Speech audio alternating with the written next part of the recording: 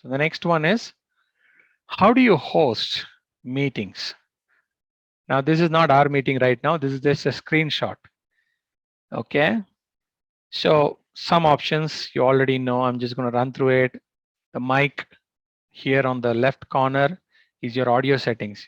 You can do an audio setting. You can select which mic you're using. You can select which speaker you're using. Sometimes if you're not hearing yourself, understand maybe the speaker is not rightly selected. You can test the speakers. You can, you know, not switch to phone audio because you don't have right now.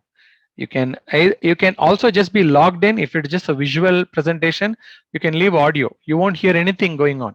You can leave audio, computer audio, and still watch the presentation. Or you can go and do the settings. So that's the first thing on the left as you're hosting meeting. That's the first thing. Next one is video. You can select which camera you want to use, or you can go to the virtual background. How to change that, we'll come to that, or video settings. This is a screenshot of my noon prayer meeting today. So that's when I took the screenshots. The third one is security. Here also you can lock meeting. What is lock meeting? If you all the people that you need to have in the meeting have come and you want to lock the meeting, no more people can enter using that link. You lock the meeting, or you can also unlock the meeting after that. You can enable waiting room or disable waiting room.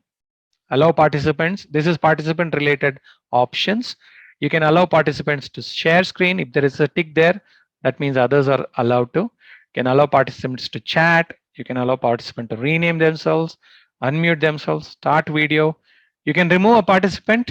They can't rejoin. You can suspend the activities of a participant. Security. Instead of calling security, you can do that here. All right, next one is participants. Now, managing the participants. How do you manage them?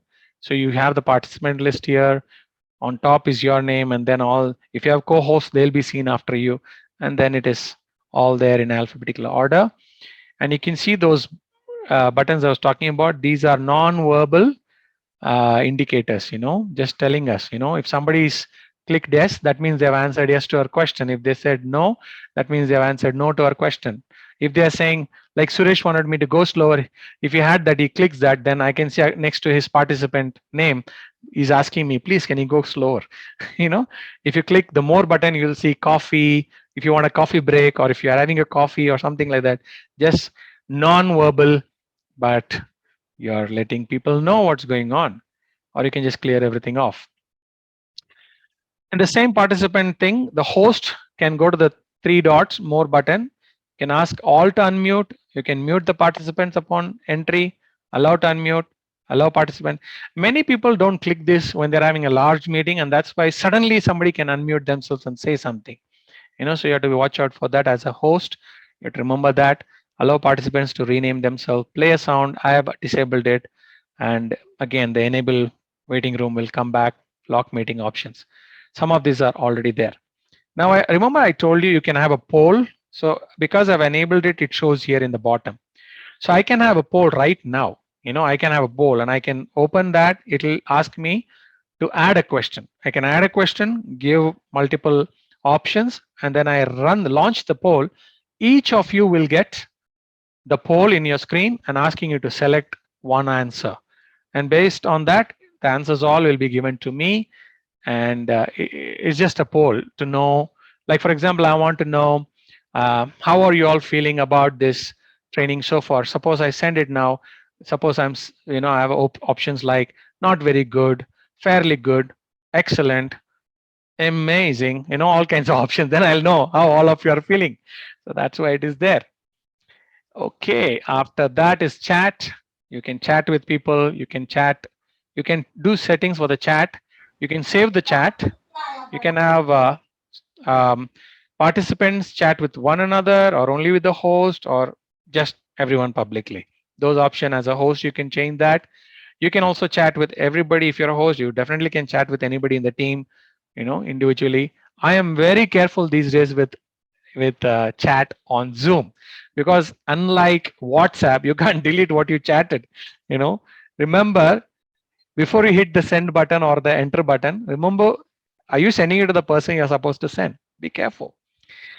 Share screen. next to share screen, there's an arrow button. If you click that, it will give you an option as a host.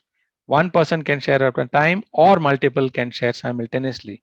You got to check it how it goes. Now this is how you share a screen. You click share screen. First option is basic.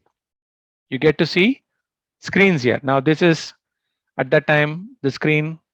This is the Zoom screen, then the whiteboard, then if you had an iPhone or an iPad, then my Word document that was open, my Gmail screen, my VLC player, my folders, and my WhatsApp was open. So I can select any of this. I can select any of this and say share, then it would share. Okay. Now, one thing to keep in mind when you're sharing a video or an audio, always make sure that the share sound is clicked. And if you select optimize for video, remember one thing, it'll optimize size properly according to what device you're trying to project in through your Zoom. But sometimes, have you noticed when songs are going on, you will see that gray color panel will come off, video on the video.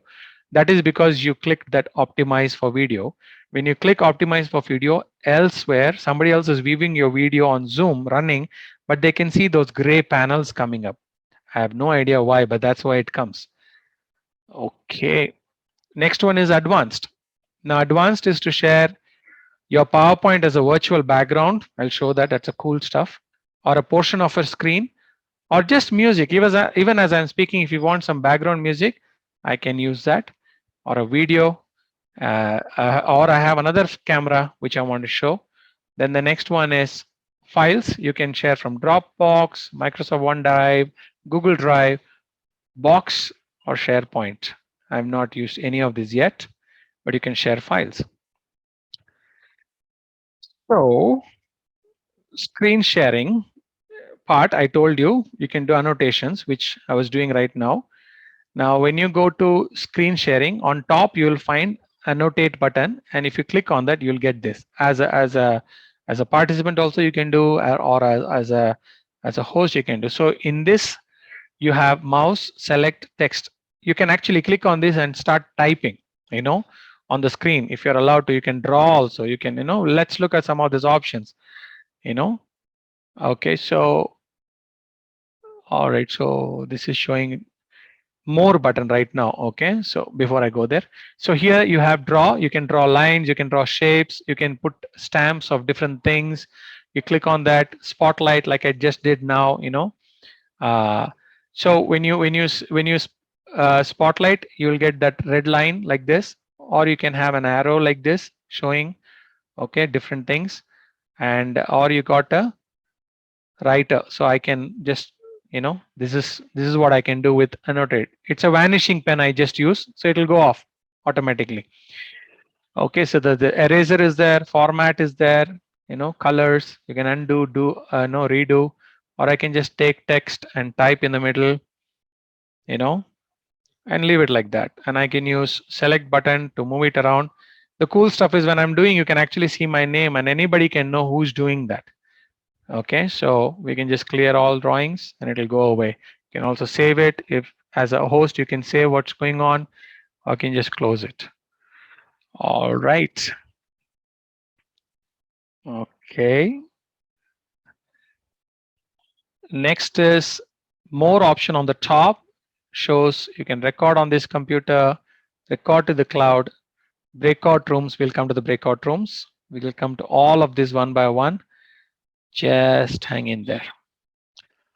All right, so when you record on computer, on the bottom you can see, there's a record button. You can either record on this computer. Once your meeting is over, you'll be able to, that it'll take a while depending on how long the meeting was, and it'll give you a converted MP4 file for a video. If you record it on the cloud, it'll send you an email link and you can go and check it out later. Breakout rooms, bottom next to the record button, there's a breakout room. Very useful for all of us to do different meetings. If there's a lot of people coming together, you want to send it to discussions. So you have the create button. You just click on this breakout rooms and you get the create button. Depending on how many participants in the room, you can assign automatically by clicking the arrow button on the top. You can click and you can see it'll increase 1, 2, 3, 4, 7. So as the rooms increase, the participants per room will be displayed here. You can either assign automatically or assign manually or let participants choose. And then you can just, leave it like that or recreate. Okay. So that's, then you have the rooms are all, showing who are all in which room. It is showing here now. You can go up and down room number 1. You can add more rooms. I regularly add some rooms and keep because people come later on. I use this every afternoon prayer. So I add few rooms and keep because additional people always come. You want to put them into those rooms. So you keep additional rooms and then you click on open all rooms. Before you click open all rooms, go to options. Now, if you're creating 2 rooms, let us say you want all the sisters to select the sisters room or the brothers room, then you have only 2 rooms renamed. Then you can click on this option number 1 on the top saying allow participants to choose room. That's when you use that. So they can now choose which room to go. Okay, suppose you're having people from all sectors attending and you want people to leaders to go sector wise. So you can make 4 sector rooms if you have 4 sectors, a north, east, south, west, and then say select your sector and go. That's when you select this option. The next option is allow participant to return the main session anytime. I keep it unlocked. It's not selected. And then the third one is automatically move all assigned participants into breakout rooms. Helps very much because a lot of people don't know how to say yes to going into that room. So they're automatically moved. So we don't waste time waiting for people to accept to go into rooms. I just click that and they are automatically moved. Breakout rooms close automatically after how many minutes? Notify me when the time is up. You'll get a notification. Okay, it's up. Then there's a countdown. Once you click close 60 minutes, you can reduce it or increase it, So then you open room, everybody gets automatically moved there, and that's it. Then we go to the reactions below. As you can see, there's a clap, there's a thumbs up, there's a heart, there's a laughter button, there's a surprise, there's a celebration. If you update your your desktop version well enough, then you can see that there are a lot of new options in that. A lot of new emojis are there. Okay, the last button here, more, gives you live on Facebook, live on Workplace, live on YouTube, live on custom live streaming. We'll get to that shortly. Okay, then on the top is view button. This is for you. This is not for everybody else. You can select whether you want to see all gallery or only the speaker. Then each individual also you can go and make some changes for each participant. You can ask them to unmute, you can stop their video as a host, you can chat with them, you can rename them, you can pin them so they are seen first. Spotlight for everyone, make a co-host, host, remove, report, put in waiting room. Okay, you can also click on the participants below here and you'll get this dialog box. There also more options are there. The same options, but in a different place.